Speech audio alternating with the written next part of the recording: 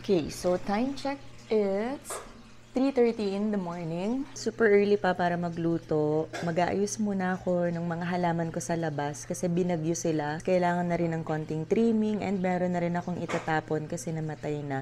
Meron akong nabili na mga bagong baonan namin. Ito, stainless siya. Pero yung pinaka-cover niya is plastic din. 600 ml. Nabili pala ako na maliit. So this is 220 ml. Ayan, tatlong 600 ml yung binili ko. And then this one, super laki. 1.5. So meron pa silang mas malaki. Look guys, ang laki ng difference niya. Hindi ito magagamit na baonan. Pang store lang ng food sa ref. Mas safe daw kasi kapag stainless. So magsiswitch na kami from plastic to stainless. Mura lang siya guys. Ito, 600 ml square, 175. Dito ko siya binibili sa YKY Supercenter. Actually, hindi pala ito yung first na stainless ko. Meron ako from Lock and Lock, kaso mas mahal. Yun yung ginagamit kong baonan. Kasi this one is pwede sa mga oven na ginagamit namin sa aeroplano. Ayun, Lock and Lock siya. So this is, I think, 800 ml. Mas maganda yung color niya. Pero okay din naman tong isa. Mas aesthetic lang. Super mahal nito kasi branded siya. So, dito tayo sa may dirty kitchen. Yung rosemary, mukhang patay na siya. Yung onion chives, ititrim ko yan. So, ito parang itatapon ko na. Ang dill natin ay buhay na buhay siya. Ayan. Ay. See, yung mga binubunot ko. Ay. Yan oh, patay na. Naman na nga ayusin natin yung part na yan. Definitely, itong rosemary ay itatapon ko na kasi bulok na talaga siya. Bibili na lang ako ng iba next time. Ito guys, mga used oil na itatapon namin. Hindi ko siya dinadiretso sa sink kasi baka magbara. This is the one na super effective sa mga langaw. Namamatay talaga yung mga langaw. So, our ulam for breakfast is corned beef. Corned beef na lalagyan natin ng maraming gulay. Pero sobrang dami nito, hindi ko ito todo. Natira lang kasi namin yung mga gulay na yan, yung beans and yung repolyo. So, lagay natin dito para mas healthy kahit delata siya. Now, start na tayo magluto ng beef broccoli. Ito yung broccoli natin. Broccoli is 135. First is the beef. Gagawin natin ay ipa-fry lang natin ng konti. Nga ba sinasabi ko eh. Tatalsikan na naman. Huwag natin siyang i-overcook kasi titigas yan. Ah, gano'n. Ayan, dapat ganyan na itsura niya. Hi, broccoli here. It's almost 5 a.m.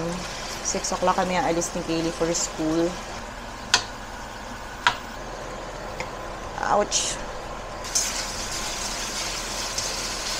My gosh, nag-alarm na yung phone ko. Ibig sabihin 5 o'clock na. Okay na to. Now guys, for the sauce, dito sa isang mixing bowl, lagay lang tayo ng water muna pala. Okay. Sesame oil, soy sauce, and oyster sauce. Bago pa. Kabili lang namin kahapon. Tansya-tansya lang tayo dito, no? Mamaya ako mag-a-adjust ng lasa. And then last is sugar. Cornstarch.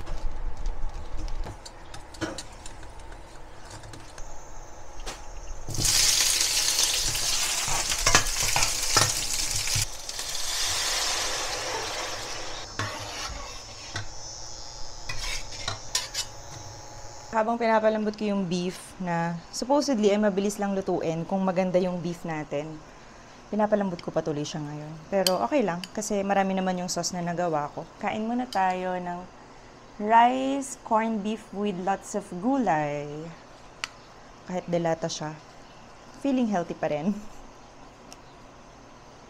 Fairness, sarap. Okay na to guys. Ayan, medyo nag-reduce na yung sauce niya. Napalambot ko na rin. Feeling ko naman malambot na siya. Gusto rin kasi ni Dear yung ma-sauce, kaya hindi ko siya masyadong tutuyuin. Lalagay ko na yung broccoli. Super hina na nung apoy niyan guys. First time ko lang din magluto nito. Load lang natin sa sauce yung broccoli. Garlic pala dapat, hindi onion. Pero okay naman yung naging lasa niya. So, I guess okay lang kung onion yung nilagay ko at hindi garlic. 1 for Ate Kaylee, 1 for Daddy. Lagyan natin ng maraming sauce and maraming broccoli. Sabi ko kahapon kay Ate Kaylee, ate, ang ulam tomorrow ay beef broccoli. Hindi kasi siya fan ng broccoli. Sabi ko sa kanya, lalagyan ko ng 2 piraso. Kainin mo. Ang downside lang ng ganito, hindi nyo siya pwede gamitin sa microwave. Pero sa mga oven na convection, pwede. Katulad nung nasa aircraft namin. Kaya, ito ang advisable gamitin talaga. Plus, kung meron kang baon na may sauce, nakaseal siya. Parang lock and lock. Hindi siya magli-leak. Diba? Sealed talaga siya. Ito lang for ate. Bye-bye, ate. Bye-bye. Ingat. Muulan na naman. Your payong, ha? Hindi na nagpayong. Pangit pa rin ang weather. Flight pa naman ako mamaya. Hey, love, come here na. Dili, madili tayo. Bilis.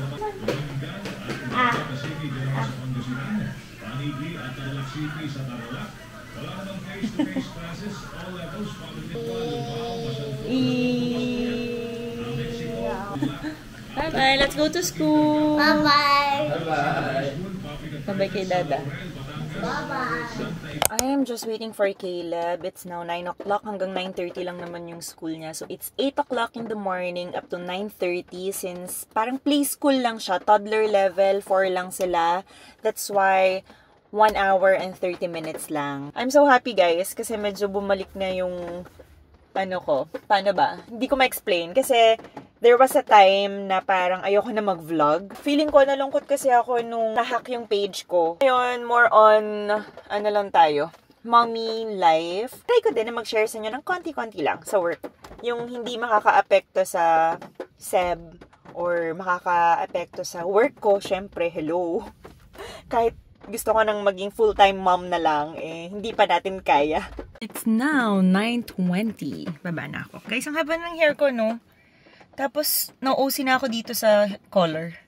Parang, gusto ko na naman siyang pakulayan. Ikit yan? Yes! Ay, Caleb is here! Caleb, say hi! How's school, anak? Sweet. No, happy ka sa school? Yeah. What did you do in school? Um, Do you have star? yeah. Let me see. Wow! Good job, anak! Very good! Ang baon niya kanina is apple pie from McDonald's na in-order ko yesterday. Kasi favorite niya yan, apple pie, peach mango pie. Guys, naubos niya. Naubos mo your baon! Yeah! Let's go home! Ito yung corned beef kanina. Para makapagbaon ako. Ayoko kasi nung parang may buo-buong mantika pag binaon ko siya. Ginawa ko siyang tortang corned beef. Kain tayong chicharon with sukang manyaman.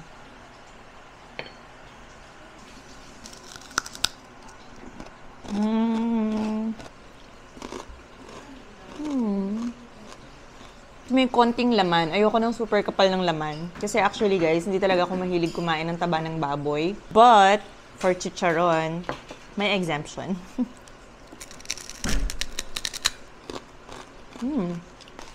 So yummy.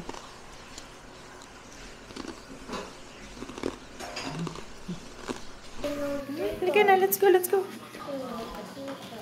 Ikaw din, ha? You have to sleep, ha?